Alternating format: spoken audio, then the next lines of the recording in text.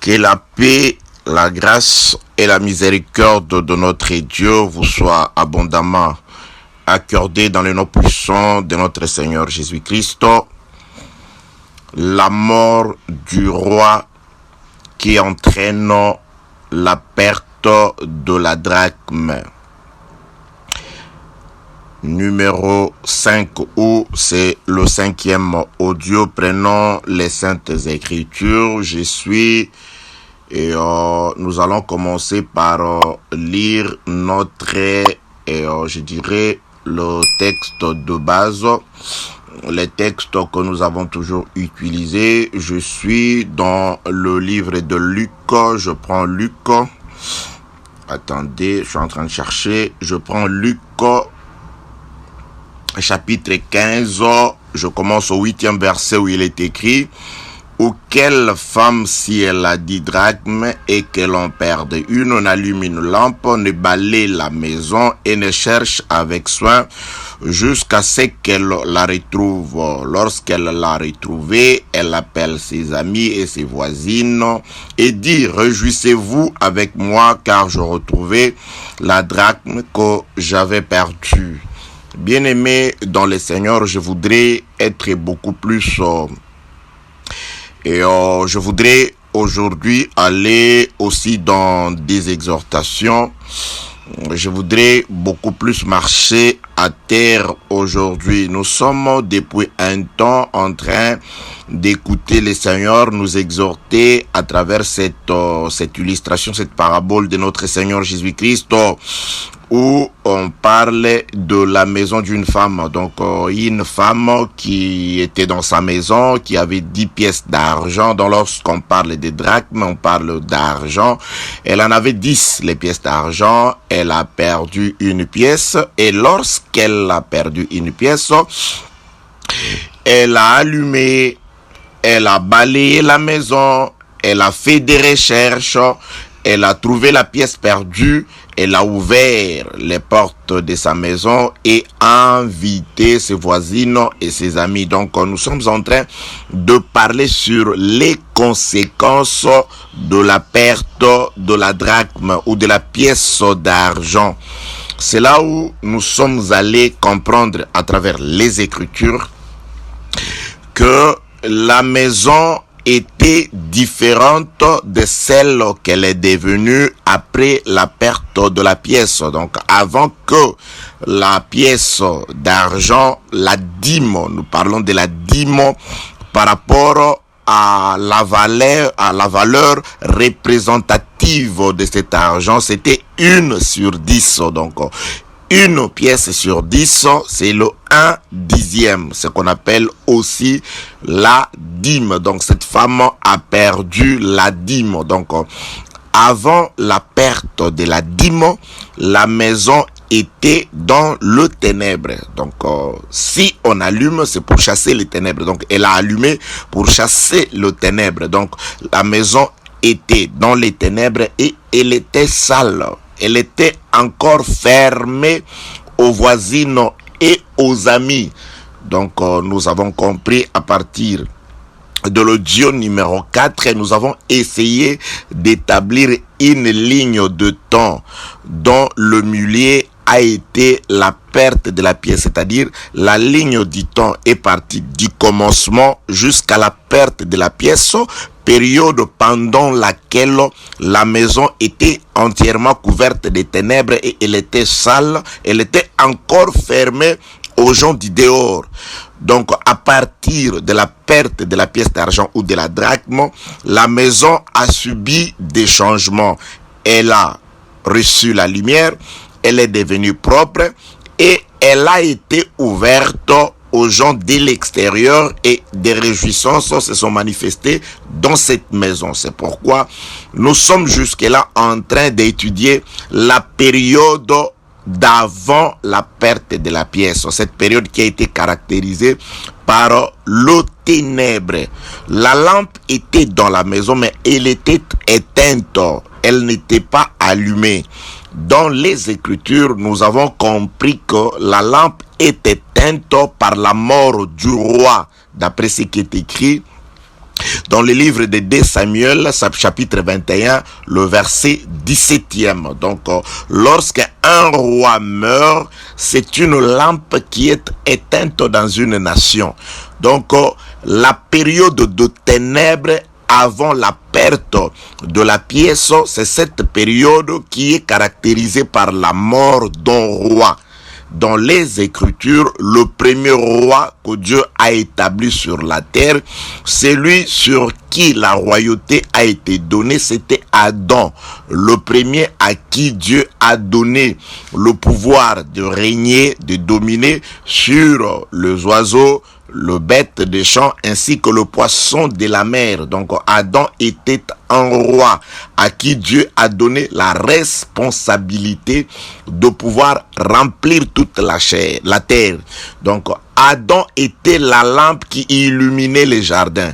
Adam était cette lampe qui illuminait toute la terre. Donc, le jour où Adam a péché, d'après 2 Samuel, chapitre 21, verset 17, donc, ce jour-là, une lampe s'est éteinte. Donc, c'est le début des ténèbres sur la terre. Le ténèbre est arrivé par le péché. Adam péchant, il a ainsi introduit les ténèbres. C'est pourquoi les Écritures parlent des ténèbres. Le ténèbre, Jésus-Christ était une lampe. Il dit, je suis la lumière du monde. S'il était la lumière, c'est qu'il est venu éclairer ceux qui se trouvaient dans les ténèbres. Donc, il est venu donner la vie. La lumière, c'est la vie à ceux qui étaient dans les ténèbres, c'est-à-dire sous le poids du péché de notre premier parent, Adam. Car par le péché d'Adam, la mort, les ténèbres sont entrées et les ténèbres ont régné. Les ténèbres ont dominé sur toute la surface de la terre. C'est pourquoi aussi, jusqu'à ce jour, quiconque n'a pas Christ, car il n'y a de lumière que le Seigneur Jésus-Christ. Lui, c'est la lumière. Je suis la lumière. Donc, quiconque n'a pas Christ, c'est une personne qui vit dans le ténèbre. C'est une personne qui vit sous la puissance du prince de l'air, comme disent les Écritures. Sous l'autorité du prince de ce monde des ténèbres. C'est en Christ que le ténèbre disparaît, car Jésus-Christ est la lampe, Jésus-Christ est la lumière, Jésus-Christ est le chandelier qui est venu éclairer tout celui qui est dans le ténèbre. Que la paix, la grâce et la miséricorde de notre Dieu vous soient abondamment accordées dans le nom puissant de notre Seigneur Jésus-Christ. Donc, bien-aimés dans le Seigneur, voilà ce qui s'est passé. Donc, la maison de cette femme était dans les ténèbres. C'est la perte de la drachme qui vient changer la situation de la maison, qui vient changer l'état de la maison. C'est pourquoi nous disons qu'il y a la perte de la drachme comme étant l'unité des mesures, comme étant le centre de la ligne des temps.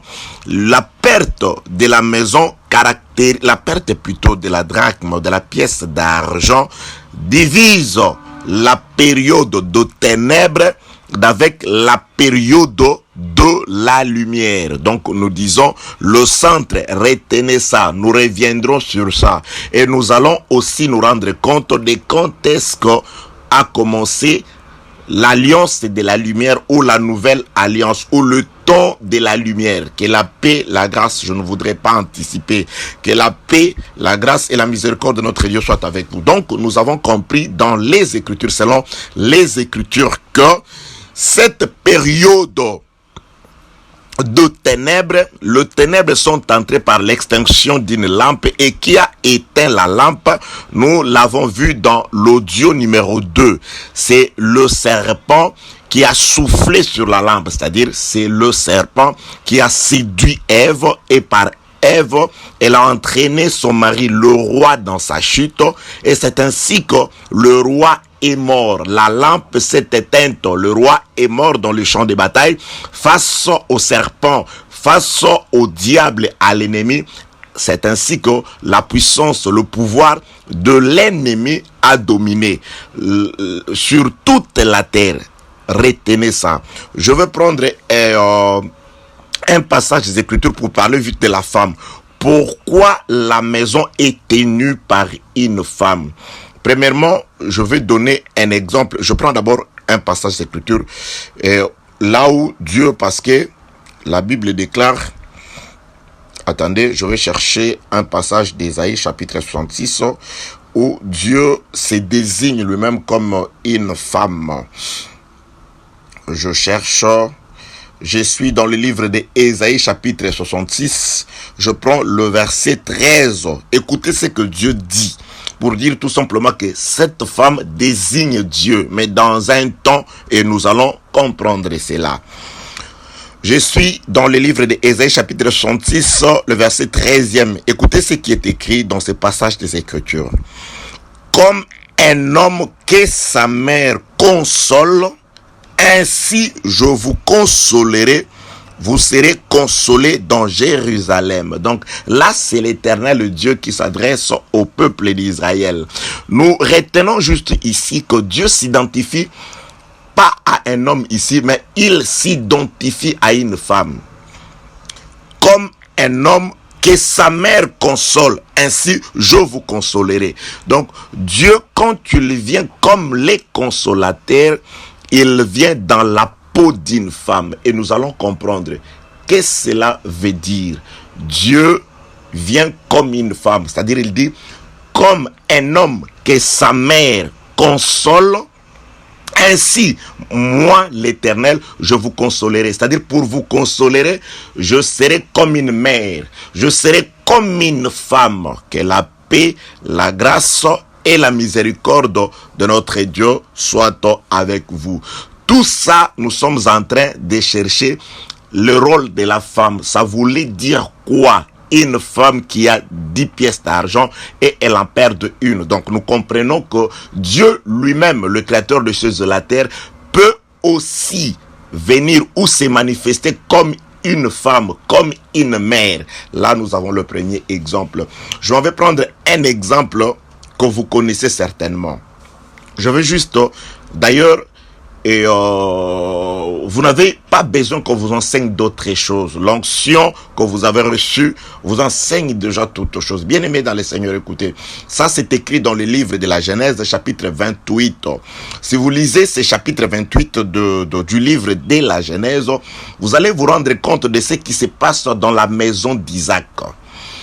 Isaac, c'est celui, le détenteur du tout d'Abraham. Parce que tout ce qu'Abraham avait, il l'a donné à son fils Isaac. Donc Isaac, c'était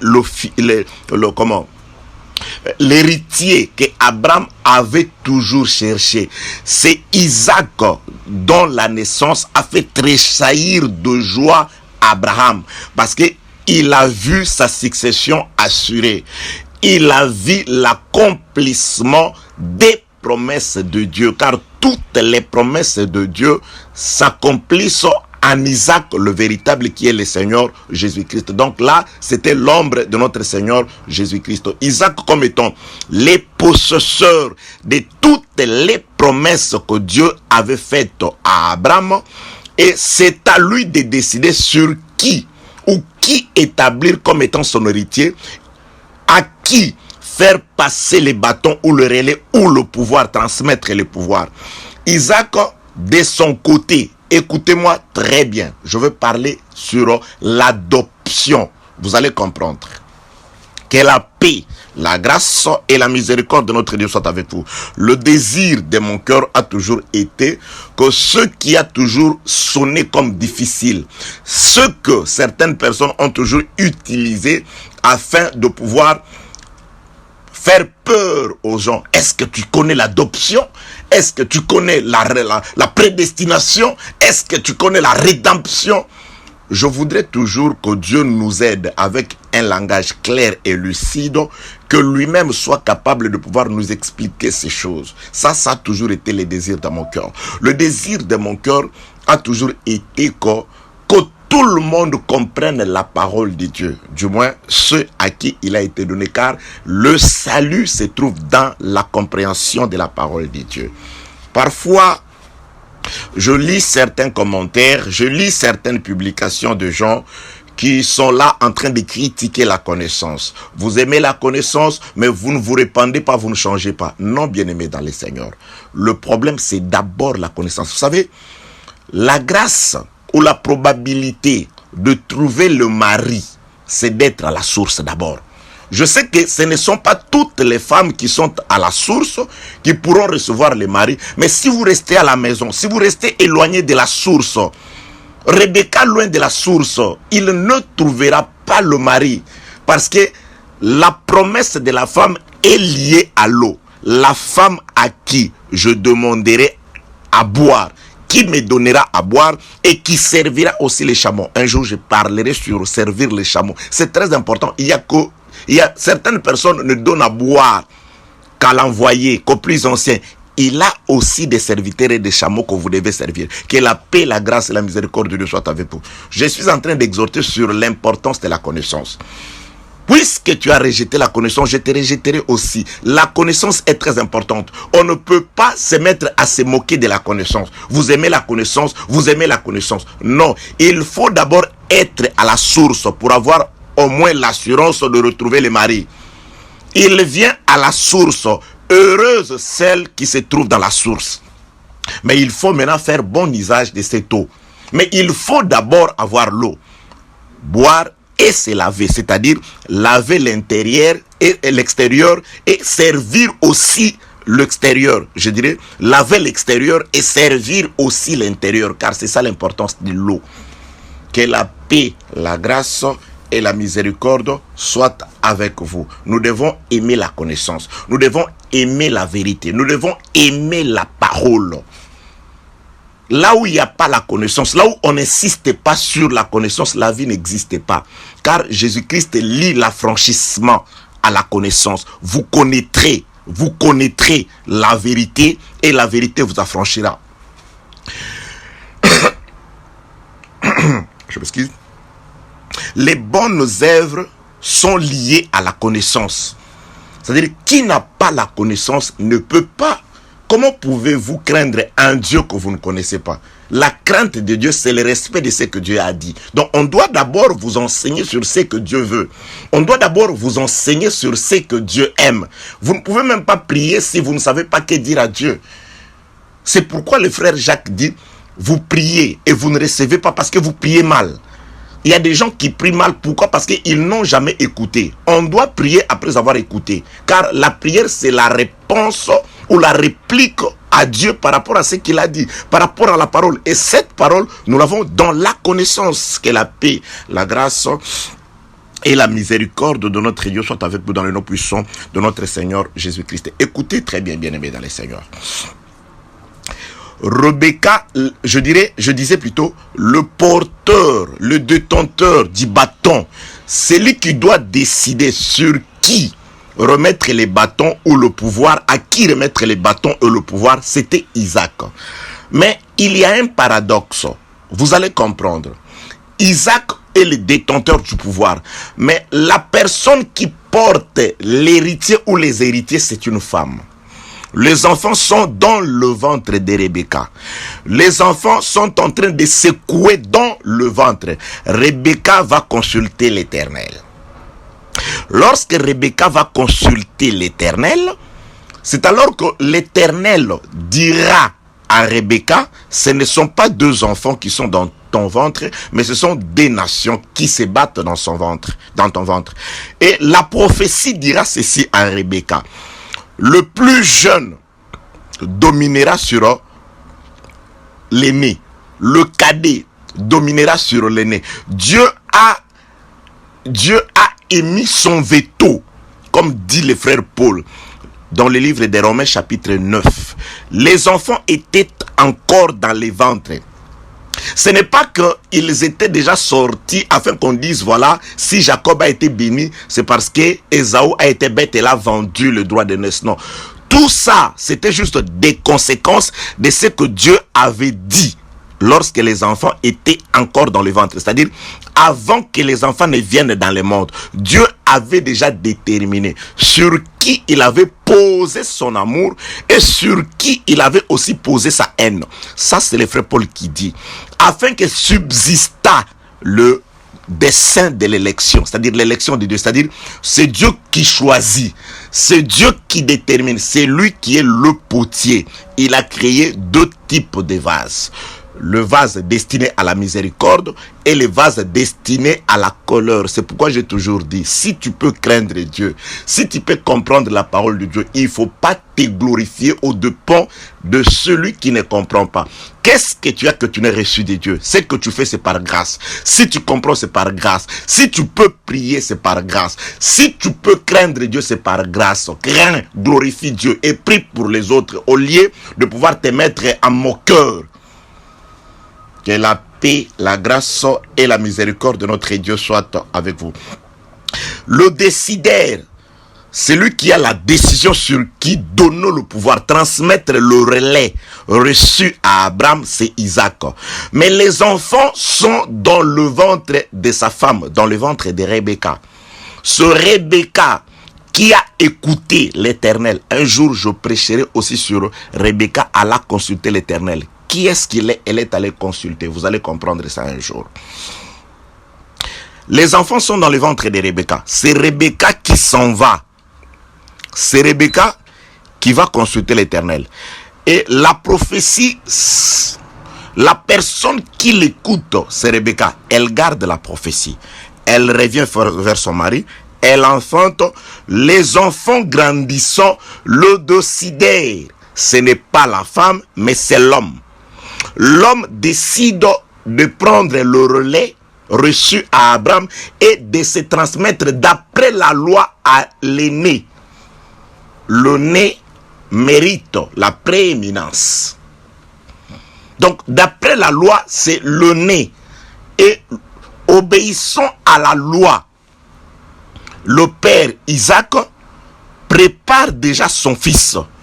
Il est en train d'aimer son fils. Et pourquoi? Parce que son fils était aussi un chasseur très habile, un très grand et bon chasseur. Et tandis que l'autre était juste un homme calme qui ne tournait qu'autour des tentes. Et il aimait son fils et la Bible décrit pourquoi? Parce que son fils lui donnait des gibiers. Et pendant que le fils lui donnait des gibiers, le père voyait, suivez-moi très bien, le père Isaac utilisait ses yeux. Quand Isaac voyait, quand Isaac utilisait ses yeux, son amour, son cœur était attaché à son fils aîné qui lui apportait le gibier, c'est-à-dire qui lui donnait les sacrifices. Oui. Pendant que Dieu regardait, le cœur de Dieu était porté vers son premier-né, vers le fils qu'il a aimé le premier sur la terre, qui est bien sûr la maison d'Israël, les enfants d'Israël, parce que les enfants d'Israël lui amenaient de gibier. C'était par le sacrifice de la loi. Parce que c'était Israël qui offrait les sacrifices à Israël, à Dieu. C'était le peuple d'Israël qui offrait des sacrifices, de nouvelles lignes, de les solennités, le fête. Israël offrait des sacrifices à l'Éternel. Et l'amour de l'Éternel, pendant que Dieu regardait, pendant que Dieu voyait son amour sur la terre, n'était porté que vers un peuple qu'il s'était choisi lui-même par Abraham, Isaac et Jacob, le peuple d'Israël, qui lui offrait aussi des sacrifices. C'est ça la représentation ou l'ombre qui a été représentée aussi par Ésaü, que le père aimait à cause de ses sacrifices. Quand le père voyait, là la maman, écoutez, les enfants étaient dans le ventre de la maman. C'est dans le ventre de la maman que tout s'était décidé, que Dieu avait décidé. Mais dans les temps, lorsque les enfants sont sortis, c'était comme si ce qui a été décidé dans le ventre avant la naissance des enfants a été changé, a été bouleversé. L'ordre établi par Dieu a été bouleversé pendant que les enfants marchaient sur terre. C'est alors que la période changea. Les yeux d'Isaac s'apaisantit, c'est-à-dire il ne pouvait plus se servir de ses yeux. Voilà. Et lorsque Isaac ne regarde, ne peut plus voir, il a la décision, mais il ne peut plus voir. Là, qui va entrer en scène plutôt, c'est la femme qui va entrer en scène. Maintenant, c'est la femme qui va organiser. La femme va chercher à rétablir les choses d'après la volonté de l'Éternel exprimée avant la naissance des enfants. Quand est-ce que la femme entre? La femme profite de la période où l'homme ne peut plus se servir de ses yeux. Je m'en vais prendre encore un exemple qui est arrivé dans la vie de Jacob, celui qui a reçu, parce que Jacob a aussi vécu ça. Lorsque Jacob, pendant la journée, quand Jacob regardait, Jacob aimait Rachel. Jacob aimait une femme. Il regardait Rachel, il était époustouflé par sa beauté, il était fou amoureux de Rachel. C'était pendant que Jacob pouvait voir son amour était pour Rachel. Jacob ne travaillait que pour Rachel, son amour. Il aimait Rachel, il regardait Rachel, il épiait tout le mouvement de Rachel. Et la Bible déclare, à cause de son amour pour Rachel, 7 ans furent comme quelques jours seulement. Parce que Jacob regardait Rachel, il était époustouflé, il était épaté de passer par l'amour de Rachel. Il s'est mis à travailler avec ardeur à cause de l'amour par rapport à ce qu'il voyait. Mais lorsque la nuit vint, c'est pendant la nuit que Jacob, quand il ne pouvait plus se servir de ses yeux, au lieu qu'on lui donne la femme qu'il a vue pendant qu'il voyait, la femme qu'il a aimée pendant la journée, la nuit, on introduit une autre femme. C'est pourquoi Osée dit, on appellera bien-aimée celle qui n'était pas la bien-aimée. Donc, nous sommes entrés, c'est ça la grâce, bien-aimée dans le Seigneur. Nous sommes entrés par la grâce. Ce n'est pas nous que Dieu a aimé pendant que Dieu regardait. Pendant que Dieu voyait, pendant que Dieu marchait. Quand est-ce que Dieu voyait et Dieu marchait? C'était depuis le lever du soleil. Pendant que le soleil marchait encore, Dieu voyait Israël. Dieu les aimait. Il les a aimés. Il a souffert pour eux. Il a envoyé ses prophètes pour eux. Même Jésus, quant à la chair, est venu pour eux. Même Jésus-Christ, quand il est mort, je vais te surprendre, bien-aimé dans le Seigneur. Le Saint-Esprit n'est pas d'abord venu vers nous, d'abord vers eux. Dieu est allé les chercher parce que Dieu les aimait. Donc, pendant que Dieu marchait, il voyait. Pendant que Jacob voyait, là, je change. Rachel, ce n'est pas l'église ici. Je présente Rachel comme la maison d'Israël. La femme que Dieu a aimée pendant qu'il voyait. Donc avant que Dieu ne devienne aveugle, c'est-à-dire qu'il ne ferme les yeux à la croix par la mort de Jésus, avant que le soleil ne se couche, car le coucher du soleil, c'est ça la mort de Jésus-Christ. Dieu aimait Israël. Dieu souffrait pour Israël. Dieu envoyait ses serviteurs vers Israël.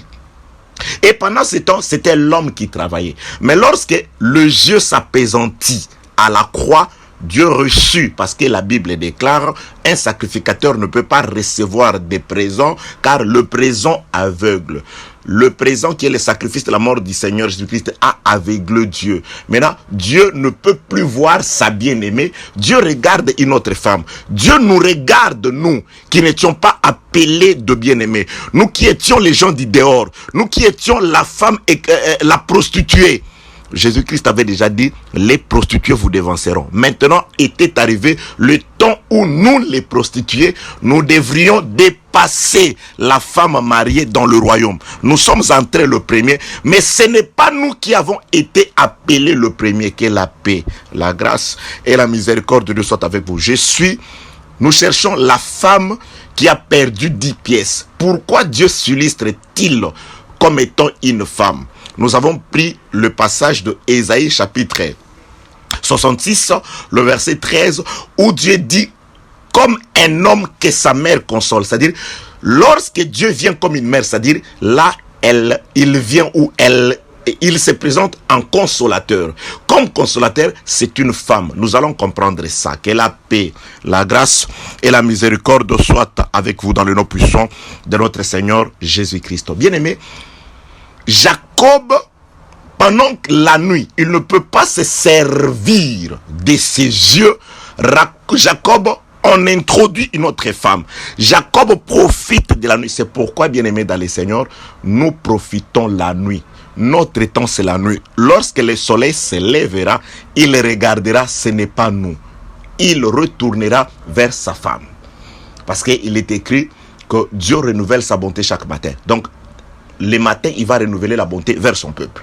Donc, ça, c'est le temps pour nous. C'est pourquoi Paul dit au peuple de Rome, au temps favorable, je t'ai secouru. Au jour du salut, je t'ai exaucé. Voici pour vous, Romains, les temps favorables. Ça, c'est les temps favorables. Moi, je t'enseigne. Moi, je te dis, ça, c'est ton temps. C'est le temps de la grâce. C'est le temps où tu es introduit. Profitons de l'aveuglement de l'homme. Profitons de pendant que l'homme ne peut pas se servir de ses yeux. Oui, bien-aimés dans le Seigneur. Pendant ces temps-là, nous devons profiter, recevoir la sémence de l'homme, et le matin, lorsqu'il retournera, nous serons aussi partis. Que la paix, la grâce et la miséricorde de Dieu soient avec vous. Je suis allé prendre cet exemple-là parce que je parle de Rebecca qui va prendre le relève.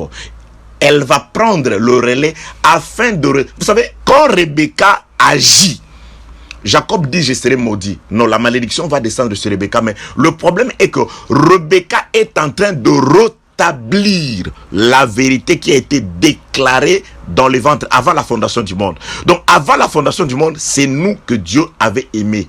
C'est nous que Dieu avait d'abord aimé. Mais dans les temps, les choses ont été comme un peu dérangées. Alors, lorsque l'homme devient aveugle, ses yeux s'appesantissent, il ne peut plus se servir de ses yeux, il ne se sert que de ses narines. Là, c'est la femme qui va entrer. Et lorsque la femme entre, la femme vient rétablir, je dis pour le rétablissement de la volonté de Dieu exprimée avant la fondation du monde. Que la paix, la grâce et la miséricorde de notre Dieu soient avec vous. Donc, quand Rebecca est en train d'agir, donc c'est Dieu qui est toujours en train d'agir. Rebecca, qui est Rebecca? En soi, la femme, c'est ce qui sort de l'homme. La femme est sortie parce que Dieu, au commencement, lorsqu'il était en train de former la femme, il a tiré, il a fait sortir. La femme vivait à l'intérieur de l'homme et Dieu l'a retiré de l'homme. Donc la femme, c'est ce qui sort de l'homme. Écoutez ce qu'a dit un homme. Je suis dans le livre de Jean. Jésus-Christ a dit une chose comme ça. Je suis dans le livre de Jean. Attendez. Je suis dans le livre de Jean où le Seigneur me dit quelque chose. Jean chapitre 16, le verset 28. Jésus-Christ dit ceci. Je suis sorti du Père et je suis venu dans le monde. Maintenant, je quitte le monde et je vais au Père. Jésus-Christ ne dit pas je viens au Père. Oui, il y a des places où il dit ça. Mais ici, il emploie volontairement l'expression sortir de. Donc, je suis sorti. Et Jésus-Christ, quand il sort du Père, il vient pour rétablir. C'est-à-dire, il vient pour ramener celle qui n'était pas la bien-aimée. Jésus-Christ vient remplacer. Il vient faire que celle qui était rejetée puisse recevoir la bénédiction à la place de celle qui a été appelée pendant toute la journée la bien-aimée de Dieu. Il dit, je suis sorti. Or, ce qui sort de l'homme, ce qui était sorti de l'homme, c'est l'os par laquelle l'Éternel Dieu a formé la femme. Donc la place de la femme, c'est pourquoi nous le disons toujours, c'est à l'intérieur de l'homme. La place de l'église, c'est dans la parole. C'est être dans la parole, ainsi nous serons en protection. Que la paix, la grâce et la miséricorde de Dieu soient avec vous. Donc Rebecca qui descend pour annoncer la bonne nouvelle et préparer Jacob, c'est tout simplement ce qui sort de l'homme. Donc, c'est-à-dire, c'est tout simplement Dieu lui-même. Et quand il était un homme, il travaillait avec rigueur. Il ne se fiait qu'à ses yeux. Mais maintenant, pour changer les choses, pour rétablir l'équilibre selon la prophétie avant la fondation du monde, qu'est-ce que Dieu va faire? Dieu doit venir comme une femme. Et quand il vient comme une femme, une mère, c'est pour consoler Jacob qui a été abandonné. Pendant que papa aimait, papa voyait, il aimait Ésaü, Jacob a été comme abandonné. Alors là, Dieu vient comme une mère, Rebecca, afin de consoler qui? Il vient pour consoler l'homme de Joseph. Que la paix, la grâce et la miséricorde de notre Dieu soient avec vous. Je m'en vais encore prendre un autre exemple. Je suis dans les livres, vous allez lire. Nous sommes toujours dans la femme. Pourquoi on parle de la maison d'une femme? Pourquoi pas un homme? Car Dieu, pour plusieurs, même dans plusieurs écritures, il se présente souvent comme étant un homme. Nous savons que Dieu n'est pas un homme. Dieu est esprit. Mais parfois, il prend la forme de l'homme pour accomplir aussi certaines promesses. Et comme aussi, Jésus-Christ le dit d'ailleurs, il dit, ô Israël, voilà, je voulais vous rassembler comme une poule rassemble ses poussins sous ses ailes. Là, Jésus-Christ ne parle pas d'un coq, mais il parle d'une poule, c'est-à-dire pour rassembler, pour mettre en place, pour unir ce qui était dispersé. Il ne vient pas comme les mâles, mais il vient comme la femelle. Jésus-Christ comme une poule, il veut rassembler, car par la mort ou les péchés d'Adam, nous étions dispersés.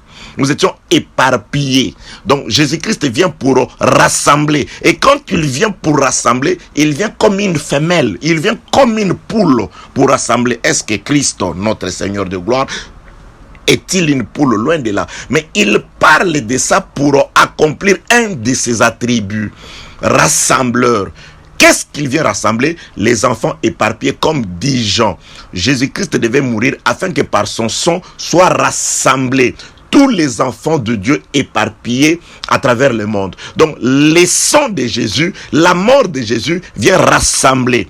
Il est doux et agréable aux frères d'être ensemble. C'est là où Dieu répand la bénédiction. C'est quand les frères sont ensemble. Avant la mort de Jésus-Christ, rien n'était doux, rien n'était agréable parce que nous étions dispersés.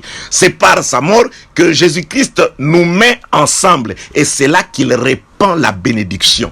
Donc la bénédiction, c'est dans l'unité, dans l'enseignement à travers le sang de Jésus-Christ qui a été renversé à la croix du calvaire. Que la paix, la grâce et la miséricorde de Dieu soient avec vous. Donc là je parle de la fée, l'aspect plutôt féminin de Dieu.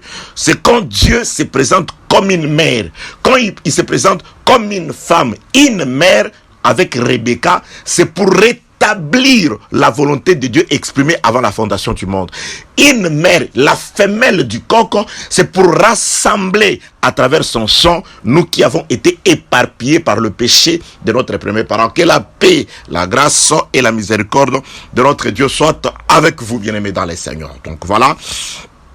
Je m'en vais prendre encore un autre exemple. Je vais lire si moyen il y a, si nous avons le temps. Et attendez. Je lis juste Exode chapitre 2e. Attendez. Exode chapitre 2e. Laissez-moi lire.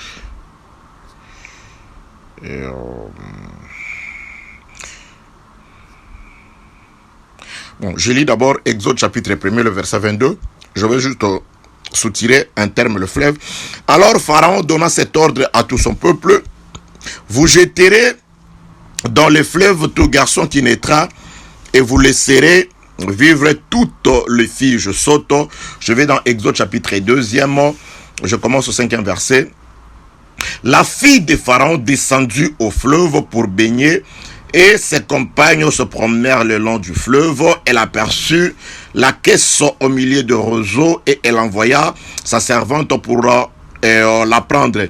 Elle ouvrit et l'enfant était un petit garçon qui pleurait et elle en a eu pitié et elle dit: c'est un enfant des Hébreux. Bien aimé, on doit reconnaître, on doit vous reconnaître.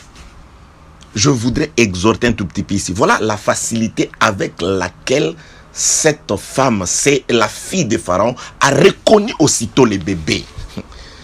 Il y a certains chercheurs qui ont non, voilà, parce que les Juifs étaient des races noires. Non, ça n'a rien à voir. Ça n'a rien à voir. C'est simple. Bien-aimé, dès qu'on vous regarde, on doit aussitôt vous reconnaître. Ça, c'est une évidence. Ça, c'est ce qu'on appelle être un hébreu. Même un bébé, on le reconnaît aussitôt. Ah, ça, c'est un bébé hébreu. Bien-aimé, je parle d'abord de l'extérieur. Nos sœurs, notre manière d'être, notre apparence. La Bible, Jésus-Christ dit, lorsque la coupe est lavée de l'intérieur, l'extérieur paraît net.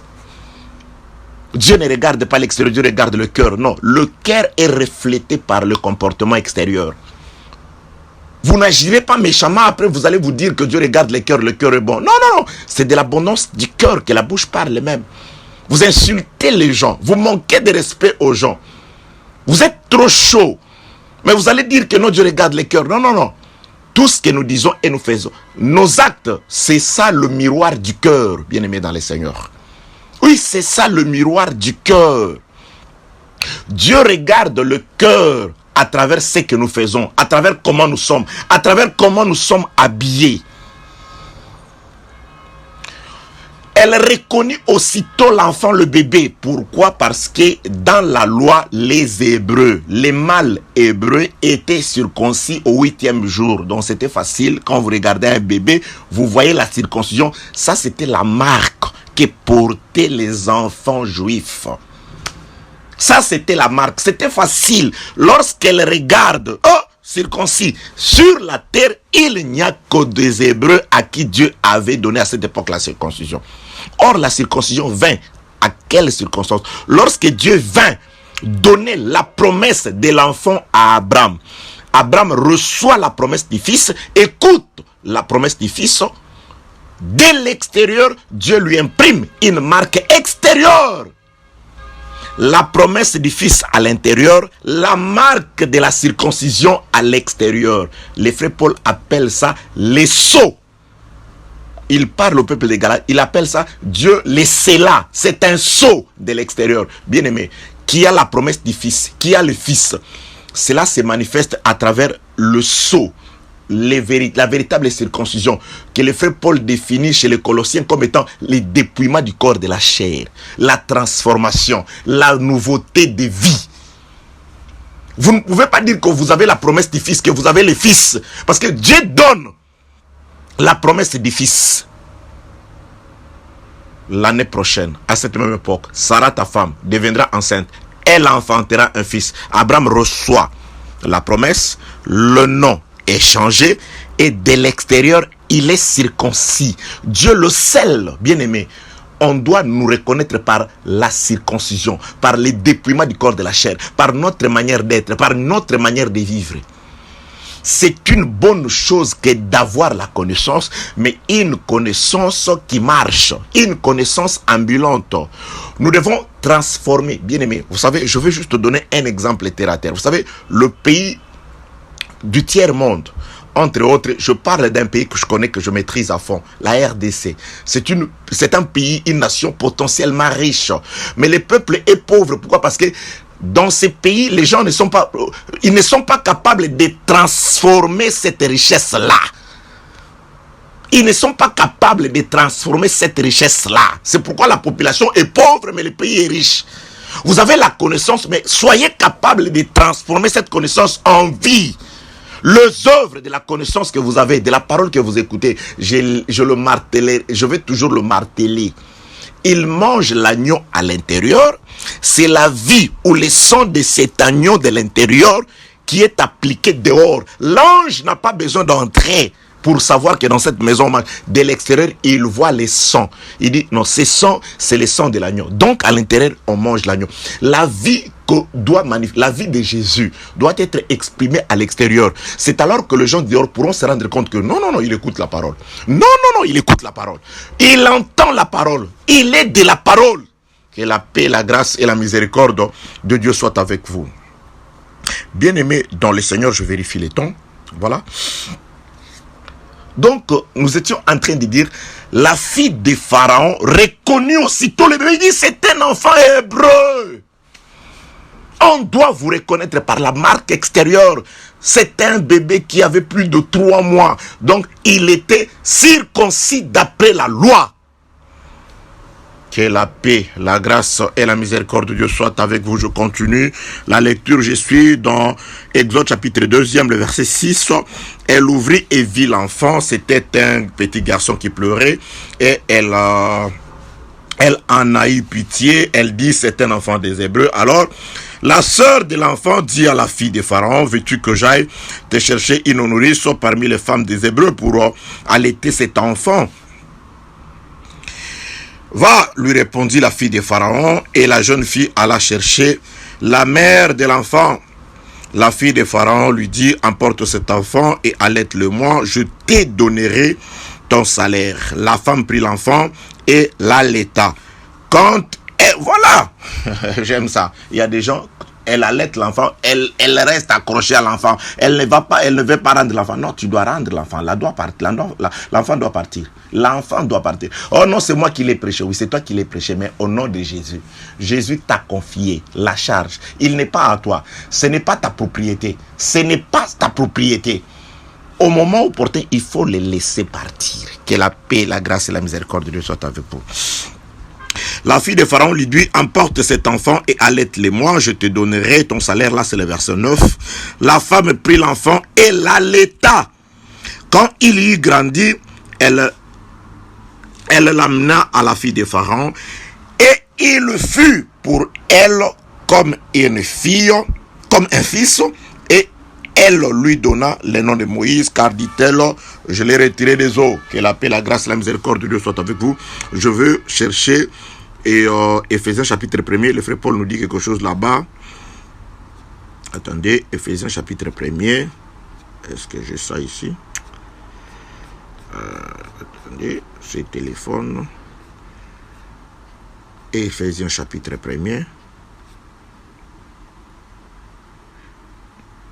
Éphésiens chapitre 1er, je commence au 3e verset. Béni soit Dieu, le Père, suivez très bien. Béni soit Dieu, le Père de notre Seigneur Jésus-Christ, qui nous a bénis de toutes sortes de bénédictions spirituelles dans les lieux célestes en Christ. En lui, c'est-à-dire en Jésus-Christ, Dieu nous a élus avant la fondation du monde. Tu dis que tu es élection et tu es un élu, mais on te trouve en dehors de Christ, en dehors de la parole. Bien aimé, l'élection s'était faite en Christ. Je vais expliquer. En lui, Dieu nous a élus avant la fondation du monde pour que nous soyons saints, irrépréhensibles devant lui, nous ayant prédestinés dans son amour à être ses enfants d'adoption par Jésus-Christ selon le bon plaisir de sa volonté. Donc je reprends le verset 3, le verset 3e. Béni soit Dieu, le Père de notre Seigneur Jésus-Christ, qui nous a bénis de toutes sortes de bénédictions spirituelles dans les lieux célestes en Christ. Donc, la bénédiction que nous pouvons recevoir aujourd'hui, toute bénédiction spirituelle, nous ne la recevons pas, nous ne l'avons pas reçue dans les temps. C'est une bénédiction que Dieu nous a bénie avant la fondation du monde, en Christ dans les lieux célestes. C'est-à-dire, avant que nous ne naissions, que nous ne venions dans ce monde, nous étions déjà quelque part où, selon le frère Paul, en Christ, là Dieu nous a connus. En Christ, avant la fondation du monde, nous étions déjà avec lui. En lui, nous vivions en lui. C'est comme la femme. Avant qu'elle ne soit manifestée, la femme vivait déjà dans le corps d'Adam sous forme de l'os. C'est là que Dieu avait béni la femme. Que la paix, la grâce et la miséricorde de notre Dieu soient avec vous. Je vais prendre les exemples des Écritures pour bien expliquer. Je vous laisse, je mets ça entre parenthèses. Je rentre dans la lecture de Exode chapitre 1er et chapitre 2e. Dieu voulant, le roi d'Égypte, Pharaon, voulant limiter les naissances des Hébreux, il donne une loi. Premièrement, il va s'adresser aux sages-femmes. Bien aimé, il y en avait que 2. Pour les Hébreux, il n'y a que 2 sages-femmes. Donc les sages-femmes, ce sont ceux qui aident les femmes hébreux à multiplier, à rendre nombreux le peuple de Dieu, il n'y en a que deux. Il n'y en avait que deux. Donc les sages-femmes, il n'y en a que deux. Donc dans les Écritures, à la loi et au témoignage, c'est comme ça que le peuple va se multiplier. Il n'y en a que deux, il n'y en a pas trois. Il n'y a que deux sages-femmes. Et ce sont elles, à ces sages-femmes, on demande de pouvoir tuer les enfants. Non, elles ne peuvent pas tuer, elles ne peuvent que craindre Dieu. Elles ne respectent que Dieu. Alors Pharaon prend la décision d'exécuter les enfants. Maintenant, il ne s'adresse plus aux sages-femmes, il va s'adresser à son peuple, aux Égyptiens, à tous les Égyptiens. Tous les Égyptiens ont le droit de mettre fin à la vie d'un garçon qui naît dans la famille des Hébreux. Donc, tous les Égyptiens, c'est pourquoi je l'ai toujours dit et j'exhorte, bien-aimés dans le Seigneur, nous ne sommes pas des ce monde, nous sommes des passagers. Et Égyptien est celui qui a la nationalité du prince de ce monde. C'est-à-dire toute personne est égyptienne. C'est-à-dire faites du bien à tout le monde, mais beaucoup plus entre vous qui vivez à Gozen, entre vous les Hébreux, entre vous les enfants de Dieu. Parce que c'est ça notre bien, notre meilleure famille, notre vraie famille. C'est ça. Parce que les Égyptiens ont reçu pour ordre, pour mandat de la part de leur chef, de pouvoir nous exterminer, de pouvoir étouffer ceux qui ont la semence. Parce qu'un mâle, c'est le porteur de la semence. Ok. Je gagne le temps. Et maintenant, Pharaon va utiliser le fleuve. Il dit, prenez les enfants, c'est par le fleuve que vous allez leur ôter la vie. Donc, le fleuve s'avère être l'arme que Pharaon a donnée aux Égyptiens pour mettre fin à la vie de mâles hébreux. Le fleuve. Là, si vous allez dans les livres, je crois, Ésaïe chapitre 59, le verset 19, quelque chose comme ça, Dieu dit, même si l'ennemi viendra comme un fleuve. Donc, le fleuve, là, dans cet angle-là, nous prenons Ésaïe chapitre 59, le verset 19, le fleuve parle de l'ennemi, de la puissance de l'ennemi, de la mort. Le fleuve aussi peut parler du Saint-Esprit, par rapport à ce que Jésus-Christ dit dans le livre de Jean chapitre 7, tout celui qui croira à moi, des fleuves d'eau de vie couleront de son sein. Et Jean explique, il parlait de l'esprit qui allait descendre sur ses apôtres, sur ses disciples. Donc l'esprit de Dieu, c'est aussi un fleuve. Le diable, c'est un imitateur. Il va imiter toujours. Il sait que Dieu prend la forme d'un fleuve et lui aussi va venir comme un fleuve. Donc là, le fleuve qu'on doit utiliser pour mettre fin à la vie des enfants des Hébreux, c'est tout simplement la mort. Les œuvres du diable. Donc, c'est-à-dire, là, le fleuve, c'est la mort. Prenons le fleuve comme étant la mort. C'est la mort. Mais regarde ce qui se passe. La maman de Moïse, qui a donné la loi? C'est Pharaon. C'est Pharaon qui a donné la loi. La loi sort de Pharaon. Pharaon désigne là où on doit abattre, l'abattoir, là où on doit exécuter les enfants, c'est le fleuve. Cette femme, ne pouvant plus cacher son enfant, elle va amener l'enfant où? Au fleuve toujours. C'est-à-dire, l'enfant est aussi sous le pouvoir de la mort, car le fleuve parle de la mort. Donc, Moïse, la maman dit non, je ne peux pas le cacher, c'est prophétique. Je ne peux pas le cacher dans la forêt. Je vais l'amener dans le fleuve, sachant que le fleuve a été désigné comme étant l'arme, comme étant la mort pour les enfants. Elle va amener l'enfant au fleuve. La fille du pharaon aussi, oh mais qu'est-ce que tout le monde a à ne descendre que dans le fleuve, le fleuve, le fleuve. La fille du pharaon aussi quitte les palais. La fille de papa, elle sort du palais, elle laisse les palais. Or nous disons, lorsque c'est une femme, c'est qu'elle vient accomplir une pensée. Elle vient pour rétablir quelque chose. C'est quoi? Qu'est-ce que la fille de Pharaon vient rétablir? Oui, avant que son père ne vienne et qu'il ne puisse émettre cette loi-là, il y a eu un certain Joseph. Et ce Joseph-là, il était le bien-aimé. Il vivait en harmonie avec le roi.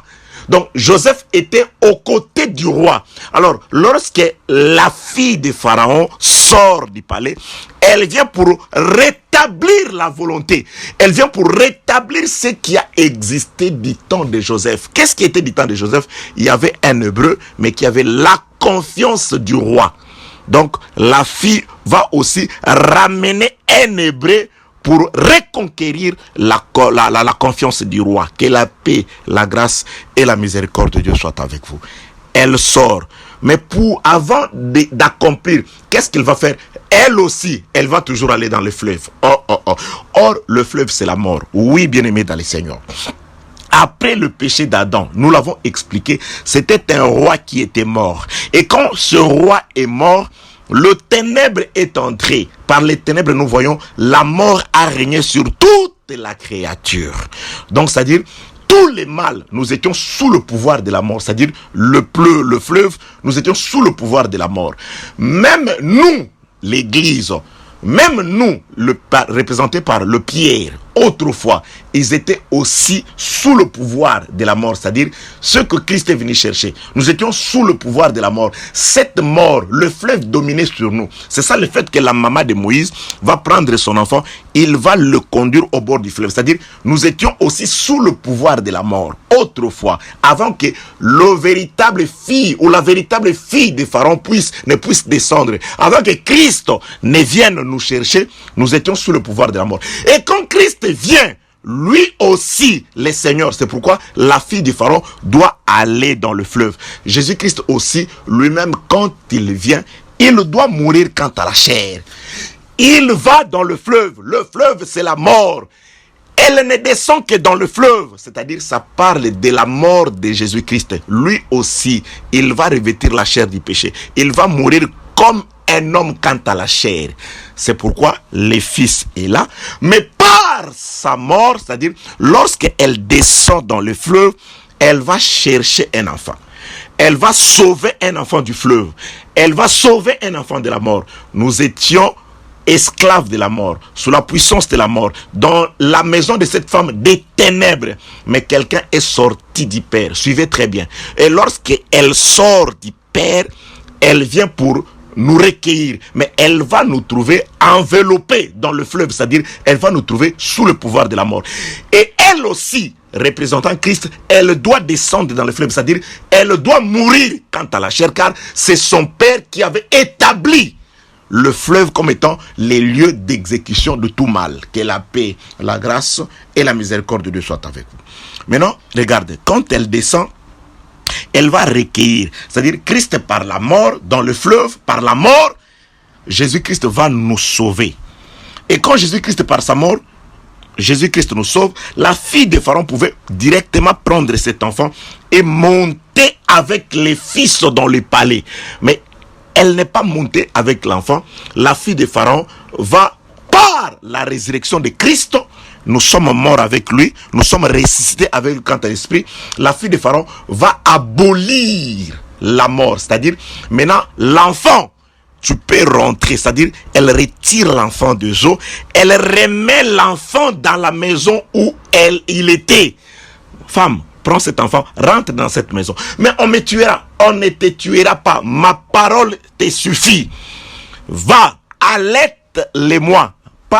Je ne veux pas savoir si c'est ton frère quant à la chair, si c'est toi qui l'as enseigné, si c'est toi qui l'as fait sortir de Bituluku, mais je l'ai retrouvé. Je suis mort, je suis descendu dans le fleuve pour lui. Je l'ai retrouvé, je l'ai sauvé. Il n'est plus à toi. Ces jours-là, c'était les jours de l'adoption. Donc, c'est-à-dire, c'est en Christ, c'est par Christ que nous avons été adoptés. Nous avons été adoptés, sauvés de la mort, adoptés. La maman de Moïse, qui était sa mère, s'est avérée devenir juste une mère, une nourricière. Voilà ce que nous sommes des ministres. Vous pouvez bien être nos frères quant à la chair, nos amis quant à la chair, mais en soi, vous ne nous appartenez plus. Dans mon église, je peux enseigner mes parents, je peux enseigner mes enfants, mon épouse. En soi, lorsque je parle, lorsque j'enseigne, ces liens de familiarité n'existent plus.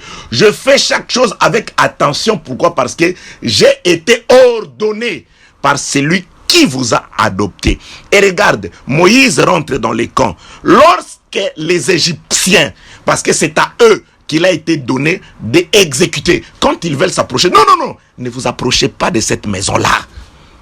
Mais non, dans cette maison-là, mais c'est les fils, vous ne voyez pas les visages. Oui, les visages ressemblent à cet homme-là, mais l'enfant a déjà été adopté par celle qui est sortie de la maison du roi. La loi a été donnée par Dieu. Christ sort de Dieu. Il vient abolir la loi afin que s'accomplisse. Colossiens chapitre 2. Laissez-moi lire pour vous, s'il vous plaît. On a dépassé les temps. Colossiens... Colossiens chapitre 2, le verset 14, où est ce passage des Écritures, je cherche pour vous. Il a effacé l'acte dont les ordonnances nous condamnaient, c'est-à-dire l'acte qui condamnait Moïse à être exécuté par les Égyptiens. Jésus-Christ l'a effacé. C'est pourquoi j'ai dit à tous les Égyptiens, à tous les mondains, quel que soit ce que vous faites pour Pharaon, sorciers, féticheurs, occultistes, et Jésus-Christ a effacé tout acte dont les ordonnances nous condamnaient, qui subsistait encore contre nous. Au nom de Jésus-Christ, ils ne peuvent plus rien contre toi. Les enchantements, toutes ces choses ne peuvent plus rien. Parce que la fille de Pharaon nous a déjà adoptés. Elle nous a recueillis. Elle a accepté de mourir. Elle a accepté de descendre dans le fleuve qui était la mort. Elle est descendue dans le fleuve. Elle nous a recueillis. Maintenant, nous sommes dans le monde, mais nous ne sommes pas de ce monde. Nous sommes dans notre maison, chez notre maman. Mais notre maman n'est plus notre maman. Les ministres, nous ne faisons que le travail d'allaiter, car nous avons un salaire. Les salaires, nous ne l'avons pas de Moïse, mais nous avons un salaire de la part de celui qui nous a employés. Que la paix, la grâce et la miséricorde de Dieu soient avec vous. Je m'avais dit ceci. Sur la terre, plus de condamnation pour tout celui qui est en Jésus-Christ. Sur la terre, les forces des ténèbres, les puissances, ils ne peuvent plus rien. Au nom de Jésus, parce que nous sommes là par ordre de Christ. C'est la parole de Christ. C'est l'œuvre de Christ. Nous les ministres, nous recevons tout de Jésus-Christ afin de vous allaiter, afin de vous aider à croître, car l'enfant doit croître. Elle doit croître afin de retourner chez la personne qui l'a adopté. Nous allons repartir un jour, mais avant de repartir, le ministère doit prendre soin de nous. Le ministère doit nous allaiter. Le ministère doit nous soigner. Et celui qui fait bien son travail recevra le salaire de la part de celui qui l'a employé. Que la paix, la grâce et la miséricorde de Dieu soient avec vous. Je m'en vais terminer ici, bien-aimé. Aujourd'hui, je dis ceci. Moïse va dans les palais. Là, je ne prends pas le palais d'abord comme l'enlèvement. Après que Moïse soit allaité par sa maman, Moïse doit aller dans les palais. Il doit plutôt aller vivre dans les palais. Selon qu'il est écrit dans les Actes des Apôtres, il a été éduqué selon cette éducation-là, royale. Donc, il va dans les palais. Quand Moïse va dans les palais, qu'est-ce qui justifie la présence de Moïse dans les palais? Moïse est dans les palais, mais cet enfant ici, on peut dire, mais il ne vous ressemble pas. Pharaon dira, il n'est pas là par moi, il est là par ma fille. Donc, c'est-à-dire, ce qui justifie la présence de Moïse dans les palais, c'est la fille de Pharaon qui est sortie de la maison, qui est descendue dans le fleuve, qui l'a adoptée. C'est cette fille-là qui est l'intermédiaire entre Moïse et les palais. Bien-aimés, si nous pouvons être acceptés aujourd'hui devant Dieu, dans les palais royaux où nous sommes aujourd'hui, c'est grâce à Jésus-Christ. C'est par Jésus-Christ. Parce que si vous enlevez Jésus-Christ, mais nous sommes des païens. Nous sommes pécheurs. Nous sommes méchants. Donc, les liens, nous sommes appelés fils de la fille de Pharaon. Dieu nous reçoit par la porte de la grâce. Si Dieu regarde, il ne peut pas nous recevoir parce que nous sommes de ceux qui avaient été condamnés. Nous sommes de ceux qui avaient été condamnés. Mais comme la fille de Pharaon sort du palais, descend dans le fleuve, dans le but de rétablir la vérité d'autrefois, il doit ramener quelqu'un et le ramener dans les palais. Nous sommes dans les palais royaux aujourd'hui. Nous jouissons de la grâce de Dieu. Nous jouissons de la miséricorde, de la protection de Dieu, de la bénédiction de Dieu, grâce à la fille de Pharaon, grâce à celle qui était auprès de son père. Elle est descendue dans le fleuve, c'est-à-dire elle est morte, Jésus-Christ est mort, nous a trouvés mourants, nous a pris, et aujourd'hui, grâce à Jésus-Christ, nous sommes dans les palais. C'est pourquoi tout ce que nous faisons, tout ce que nous disons, en acte, en parole, nous devons le faire au nom de Jésus-Christ. Notre seule raison d'être dans le palais, c'est la présence de Jésus. C'est pourquoi sans Jésus, nous ne sommes rien. C'est pourquoi sans Jésus, Dieu ne nous regarde pas. Sans Jésus-Christ, Dieu ne nous voit pas. Que la paix, la grâce et la miséricorde de Dieu soient avec vous. Bien aimé, je suis allé là-bas juste pour dire l'aspect femme. Dieu, quand il prend l'aspect de la femme, premièrement, je l'avais dit, c'est pour consoler. Et quand Dieu console, c'est ça Rebecca. Dieu, dans Rebecca, afin de rétablir la vérité avant la fondation du monde, et ramener Jacob à la bénédiction qui lui a été destinée avant que le monde ne soit fondé, avant que les enfants ne soient nés. Donc Rebecca rétablit les choses. Ça, c'est Dieu dans la peau d'une femme. Et par la fille de Pharaon, c'est la même chose. Et quand Dieu vient, quand il descend, elle descend plutôt, elle vient premièrement abolir la loi, effacer tout acte dont les ordonnances nous condamnaient. Elle devient comme nous dans le fleuve, c'est-à-dire mourant. Elle meurt, Jésus-Christ mort quant à la chair, et il va nous prendre, nous adopter et nous ramener dans les palais. Et nous allons vivre dans les palais sans crainte. Nous n'avons plus peur du diable, des sorciers, des féticheurs, de tous ces gens. Pourquoi? Parce que Jésus-Christ, par sa mort, il nous a non seulement adoptés, mais il a effacé tout acte dont les ordonnances dominaient sur nous. Jésus-Christ les a cloués par la croix, par le fait qu'il est descendu. Par le fait qu'il est descendu dans le fleuve, il nous a recueillis. Il est mort pour nous, nous sauver, nous protéger. Bien-aimés dans le Seigneur, n'ayez pas peur. Kobangate, n'ayez pas peur, ils ne peuvent rien. Le problème, c'est que soit tout simplement restez attachés à la parole. Pour aujourd'hui, que celui qui a créé les cieux et la terre vous bénisse au nom de Jésus-Christ.